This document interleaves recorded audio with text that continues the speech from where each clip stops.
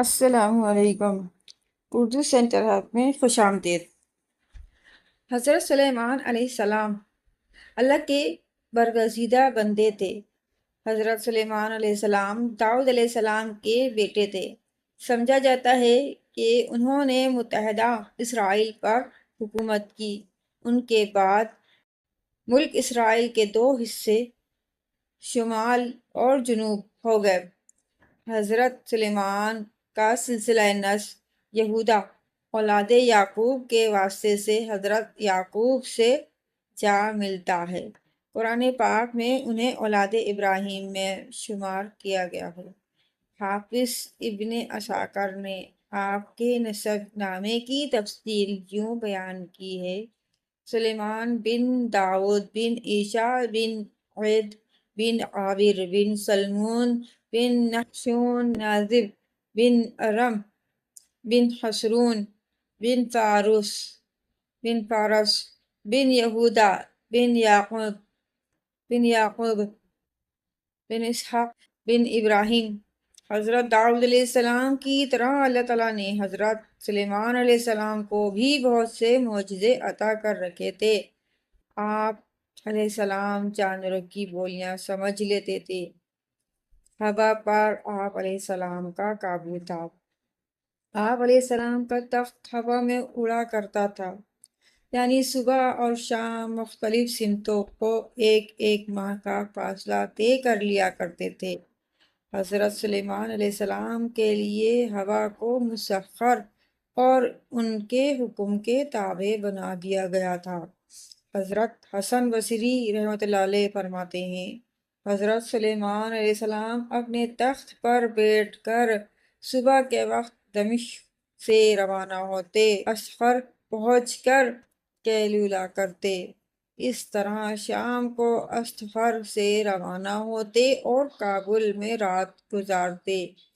ان دونوں شہروں کے درمیان تیز رفتار مسافر کے لیے 1 ماہ کی مسافت چاہیے۔ سلیمان علیہ السلام کی سب سے بڑی خصوصیت یہ تھی کہ آپ علیہ السلام کی حکومت صرف انسانوں پر ہی نہ تھی بلکہ جن بھی آپ علیہ السلام کے تابع تھے۔ سلیمان علیہ السلام نے مسجد اقصی اور بیت المقدس کی تعمیر شروع کی، جن دور دور سے پتھر اور سمندر سے موتی نکال کر لایا کرتے تھے۔ یہ عمارتیں آج تک موجود ہیں۔ اس کے علاوہ آپ علیہ السلام نے جنوں سے اور بھی بہت سے کام لیے۔ ایک موقع پر اللہ تعالیٰ نے سلیمان علیہ السلام کو آزمائش میں ڈال دیا۔ آپ علیہ السلام کے پاس ایک انگوٹھی تھی جس پر اسم اعظم کندہ تھا، لیکن وہ انگوٹھی کسی وجہ سے گم ہو گئی اور شیطان کے ہاتھ آ گئی، چنانچہ آپ علیہ السلام تخت و سلطنت سے محروم ہو گئے۔ ایک مدت کے بعد وہ انگوٹھی شیطان کے ہاتھ سے دریا میں گر پڑی، جسے ایک مچھلی نے نگل لیا۔ وہ مچھلی سلیمان علیہ السلام نے پکڑ لی۔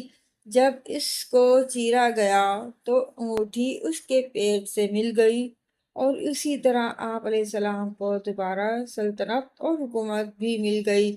یہ سب ایک آزمائش تھی۔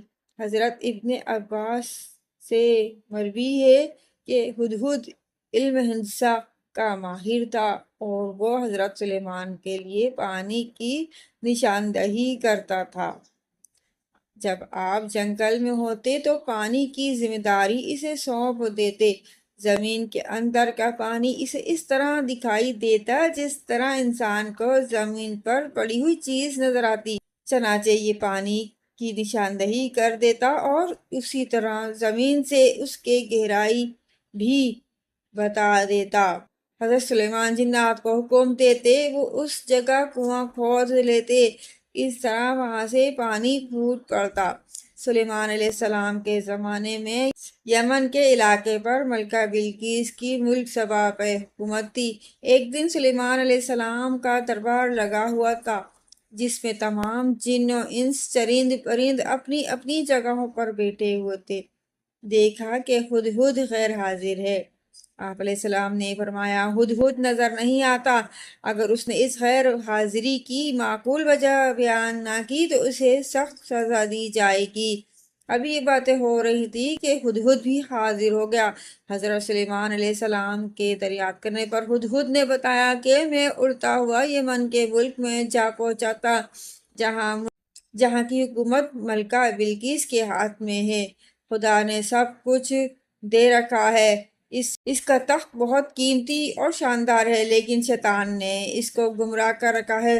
وہ خدائے واحد کی بجائے سورج کی پرستش کرتی ہے۔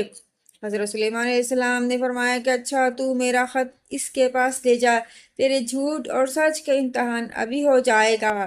چنانچہ ہدہد آپ علیہ السلام کا خط لے کر ملکہ بلقیس کے پاس پہنچا اور خط اس کے آگے ڈال دیا۔ ملکہ نے خط پڑھ کر درباریوں کو بلایا اور خط کا مضمون پڑھ کر سنایا۔ روایت ہے کہ اس میں درج تھا، یہ خط سلیمان علیہ السلام کی طرف سے ہے اور اللہ کے نام سے شروع کیا جاتا ہے جو بڑے مہربان اور رحم والے ہیں۔ تم کو سرکشی اور سربلندی کا اظہار نہیں کرنا چاہیے اور تم میرے پاس خدا کی فرمانبردار بن کر آؤ۔ ملکہ سبا نے بہت سے تحفے تحائف سلیمان علیہ السلام کی خدمت میں بھیجے۔ آپ علیہ السلام نے ان تحائف کو دیکھ کر فرمایا کہ ملکہ نے میرے پیغام کا مقصد نہیں سمجھا۔ آپ علیہ السلام نے ملکہ کے سفیروں کو دیکھ کر فرمایا تم نہیں دیکھتے کہ میرے پاس کس چیز کی کمی ہے؟ یہ تحفے واپس لے جاؤ اور اپنی ملکہ سے کہو کہ اگر میرے پیغام کی تعمیل نہ کی تو میں عظیم الشان لشکر کے ساتھ وہاں پہنچوں گا اور تم کو تمہارے شہر سے نکال دوں گا۔ جب قاصد سلیمان علیہ السلام کا پیغام لے کر ملکہ کے پاس گئے تو اس نے یہی مناسب سمجھا کہ خود سلیمان علیہ السلام کی خدمت میں حاضر ہو جائے۔ جب سلیمان علیہ السلام کو ملکہ کی روانگی کا علم ہوا تو آپ علیہ السلام نے فرمایا کہ دربار والوں میں کوئی ایسا ہے جو ملکہ کا تخت یہاں لے آئے۔ ایک جن نے کہا کہ آپ علیہ السلام کے دربار برخاست ہونے تک میں تخت لا سکتا ہوں اور میں امین بھی ہوں۔ آپ علیہ السلام کے وزیر آصف بن برخیہ نے، جو کہ اسم اعظم جانتے تھے، کہا کہ میں آنکھ جھپکتے تک اس کا تخت پیش کر سکتا ہوں۔ انہوں نے اسم اعظم پڑھا تو پلک جھپکتے ملکہ بلقیس کا تخت سامنے پڑا تھا۔ اس پر حضرت سلیمان علیہ السلام نے اللہ تعالیٰ کا شکر ادا کیا اور فرمایا کہ خدایا، یہ فضل میری آزمائش کے لیے ہے تاکہ وہ دیکھے کہ اس حالت میں بھی اس کا شکر ادا کرتا ہوں یا نہیں۔ آپ علیہ السلام نے حکم دیا کہ اس کی شکل بدل دی جائے۔ جب ملکہ سلیمان علیہ السلام کے دربار میں پہنچی تو اس سے پوچھا گیا کیا تیرا تخت بھی ایسا ہی ہے جیسا یہ ہے؟ اس نے کہا یہ تو وہی ہے۔ ملکہ سبا نے سلیمان علیہ السلام کے پیغمبرانہ جاہ و جلال کو دیکھ کر ایمان قبول کر لیا۔ ایک روایت کے مطابق حضرت داؤد علیہ السلام کے انتقال کے وقت حضرت سلیمان علیہ السلام کی عمر 25 سال تھی۔ اللہ تعالیٰ نے نبوت اور حکومت دونوں میں سلیمان علیہ السلام کو داؤد علیہ السلام کا جانشین بنایا۔ یوں نبوت کے ساتھ ساتھ اسرائیلی حکومت بھی ان کے قبضے میں آ گئی۔ قرآن پاک میں ہے ترجمہ: اور سلیمان علیہ السلام داؤد علیہ السلام کا وارث ہوا۔ تفسیر: یہاں وراثت سے مراد مال و دولت اور حکومت و سلطنت نہیں، کیونکہ حضرت سلیمان علیہ السلام حضرت داؤد علیہ السلام کی واحد اولاد نہ تھے۔ حضرت داؤد علیہ السلام کی وفات کے بعد آپ کے 19 بیٹوں کا ذکر ملتا ہے۔ اگر وراثت سے مراد مال و دولت، جائیداد اور سلطنت ہے تو پھر 19 کے 19 بیٹے وارث ٹھہرتے اور حضرت سلیمان علیہ السلام کی تخصیص باقی نہ رہتی۔ اب چونکہ یہاں وارث ہونے میں سلیمان علیہ السلام کا ذکر ہے تو وہ علم اور نبوت ہی کی وراثت ہو سکتی ہے۔ حضرت سلیمان علیہ السلام کی وفات کا واقعہ بڑا عجیب ہے۔ حضرت سلیمان علیہ السلام کے حکم سے جنوں کی ایک جماعت ہیکل سلیمانی بیت المقدس بنانے میں مصروف تھی کہ حضرت سلیمان علیہ السلام کی وفات کا وقت آن پہنچا۔ آپ علیہ السلام ایک لاٹھی کے سہارے کھڑے ہو گئے اور انتقال فرما گئے۔ جنوں کو آپ کی موت کی خبر نہ ہوئی اور وہ اپنے کام میں لگے رہے۔ آخر ایک عرصے کے بعد جب ان کی لاٹھی کو دیمک نے چاٹ لیا تو وہ بودھی ہو کر ٹوٹ کر گر پڑی اور حضرت سلیمان علیہ السلام کا جسم مبارک جو لاٹھی کے سہارے کھڑا تھا وہ گر پڑا۔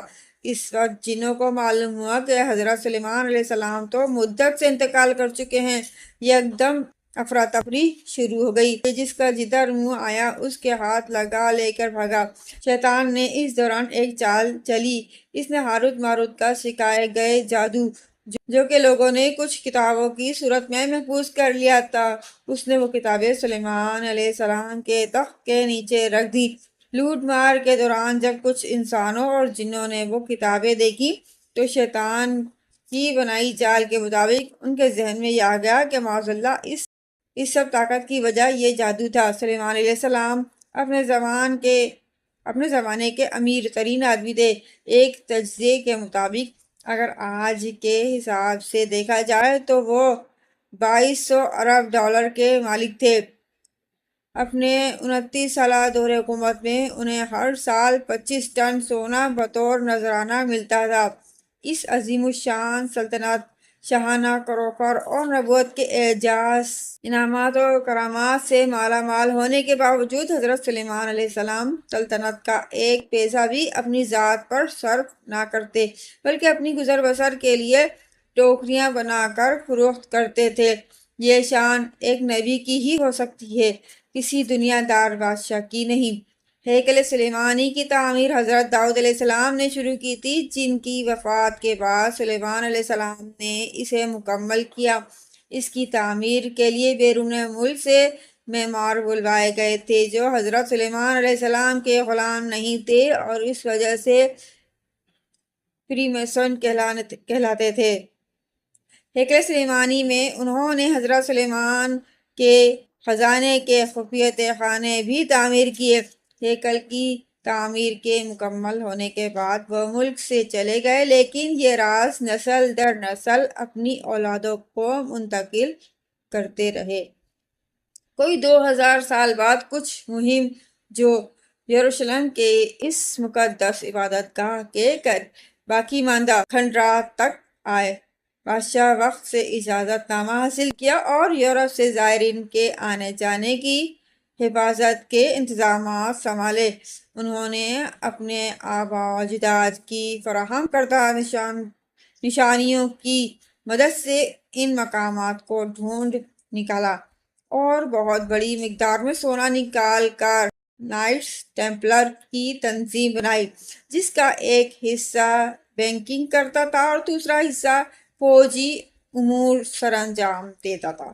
یہ دنیا کی پہلی ملٹی نیشنل کارپوریشن تھی۔ بینکنگ کے امور میں مداخلت کی وجہ سے رومن چرچ ان کا شدید دشمن بن گیا اور پورے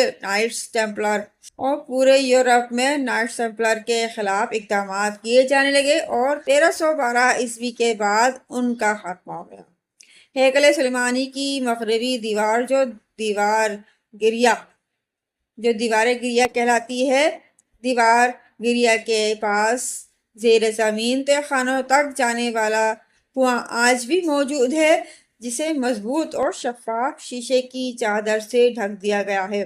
چونکہ حضرت سلیمان علیہ السلام کی طرف سے جنات کو آخری حکم ہیکل کی تعمیر کا تھا، جب ہیکل کی تعمیر مکمل ہوئی اور لکڑی دیمک لگنے سے ٹوٹی اور آپ علیہ السلام کا جسم مبارک گرا تو جنات یہ جان کر کہ سلیمان علیہ السلام فوت ہو چکے ہیں اور اب وہ آزاد ہیں تو بھاگ کھڑے ہوئے۔ تو اس حرکت کا خوف آج تک ان کی نسل در نسل آ رہا ہے اور آج بھی کسی بھی مذہب سے جڑے جنات حضرت سلیمان کے نام سے بھی ڈرتے ہیں۔ اللہ تبارک تعالیٰ حضرت سلیمان علیہ السلام کی روح پاک کو ابدی سکون عطا فرمائے، آمین۔